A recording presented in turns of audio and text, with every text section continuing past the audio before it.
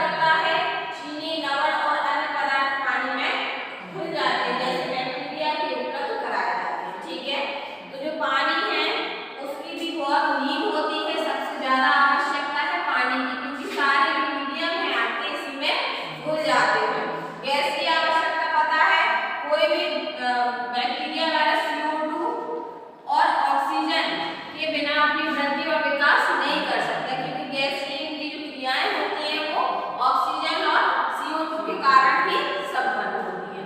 तो I hope आपको ये समझ आ गया होगा factor affecting of growth of microbes, जो आपके सूक्ष्म जीव हैं, माइक्रोब्स है, बैक्टीरिया, वायरस है, उनको उनकी ग्रोथ को प्रभावित करने वाले कारक कौन कौन से हो सकते हैं। तो पोषण तत्वों की एकाग्रता, तापमान, पीएच, आयन और नमक की एकाग्रता, गैसीय आवश्यकता एंड उपलब्ध पानी। उपलब्ध पानी का मतलब वाटर जो है वो आपके पास उपलब्ध है। ठीक है, तो इस प्रकार से हम ये क्वेश्चन को जो है वो समझेंगे।